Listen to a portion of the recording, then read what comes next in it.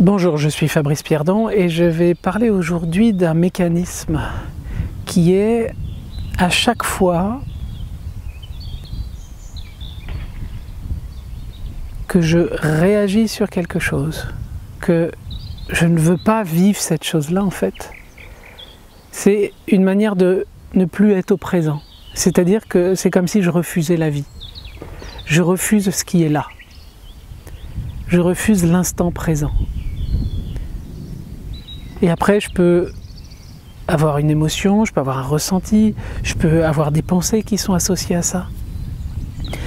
Et ça, c'est à un moment donné, c'est l'ego qui prend le contrôle. C'est-à-dire que je refuse ce qui se présente à moi dans ma vie. Quelque chose arrive et je le refuse. Donc je vais me bloquer, je vais me fermer par rapport à ça, plutôt que de l'accepter et de l'intégrer. D'accepter tout ce qui est dans toutes ces dimensions. Parce qu'à chaque fois que je fige quelque chose, c'est comme si je densifiais quelque chose. Comme si ma structure, vous voyez, toutes les croyances, toutes les valeurs qu'on peut avoir, c'est en fait une forme d'énergie. C'est une énergie qui nous permet de nous structurer d'une certaine manière. Mais à des moments, soit je tombe amoureux et je m'identifie à ces croyances. Et dans ces cas-là, je ne peux plus avancer. Je ne peux plus suivre, c'est pas vraiment avancer, mais je ne peux plus enlever les voiles qui m'empêchent d'être moi. D'être là à ce qui est là maintenant. Être dans ma présence.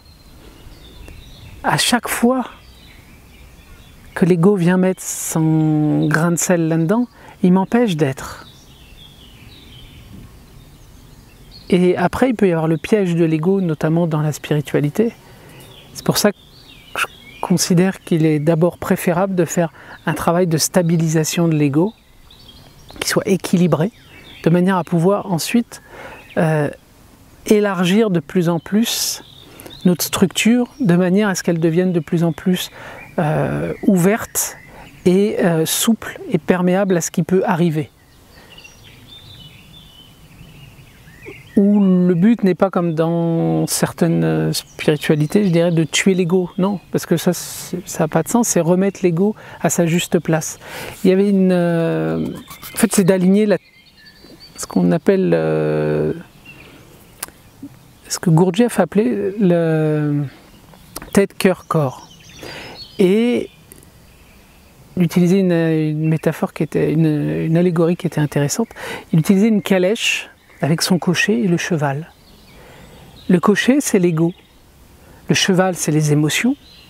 Et la calèche, c'est le corps. Donc si le cocher fouette à tout va le cheval pour qu'il aille de plus en plus vite, au bout d'un moment, le cheval s'épuise et le carrosse risque de trinquer. Et c'est pour ça qu'à un moment donné, on peut avoir des douleurs physiques, des choses qui se passent en nous. C'est quand on n'a pas écouté tous les messages qui pouvaient arriver. Parfois, c'est le cheval qui prend le contrôle et qui s'emporte et qui part. On peut être amoureux de nos émotions. Comme certaines personnes, notamment dans les rencontres amoureuses, sont amoureux du sentiment amoureux. Parce que ça, c'est comme des shoots émotionnels, quoi. Et on peut tomber amoureux de ça. Et donc, on peut aller de rencontre en rencontre, à l'exaltation. Sauf que c'est une tromperie, une auto-tromperie. On peut avoir les shoots mentales aussi, shoots mentaux, on pourrait dire, de comment, avec des idées, on se fait des idées, des rêves, et puis hop, ça fait des choses, mais on réalise rien du coup. Bon, c'est aussi une auto-tromperie. Et dans cette analogie, l'intérêt c'est de voir qui manque en fait là-dedans. Il manque le maître qui est à l'intérieur de la calèche. C'est lui qui donne l'instruction. C'est lui qui gouverne.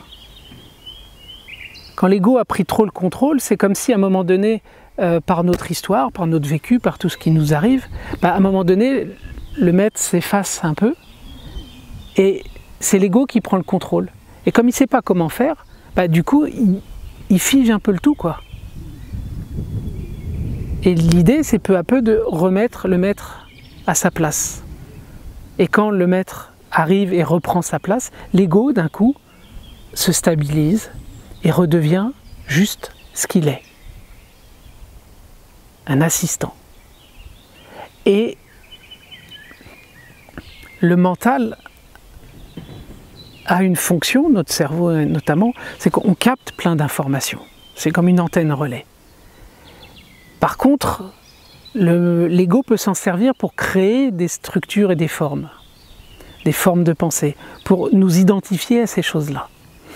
Et il y a aussi un autre aspect, c'est que le mental, il sert essentiellement à gérer notre quotidien et à rendre possible les choses dans la matière, à les structurer, à les amener dans la matière, donc à organiser en quelque sorte notre quotidien. Et de voir que la source de notre inspiration peut et vient d'ailleurs. Et plus on va s'ouvrir à l'instant de ce qui est, et de prendre cet instant dans toute sa globalité, dans tout ce qui peut être acceptable, et même parfois pour certains inacceptable aussi, c'est d'intégrer tout ça. Plutôt que de vouloir trier, je ne veux vivre que des choses entre guillemets positives, je ne veux vivre que des sensations positives. Ça, c'est le meilleur moyen de mettre tout de côté une partie et de regarder qu'une chose. Mais au bout d'un moment, c'est le meilleur moyen de créer de la tension émotionnelle, peut même de la tension au point de vue des pensées, d'un cerveau qui tourne trop tout le temps, un mental qui est toujours trop actif. Je vous invite à cette réflexion et à voir à quel moment votre mental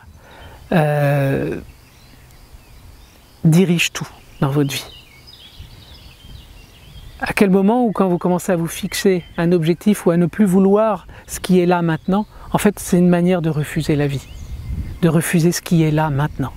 Et ça c'est quand on est dans notre horizontalité et non dans notre verticalité.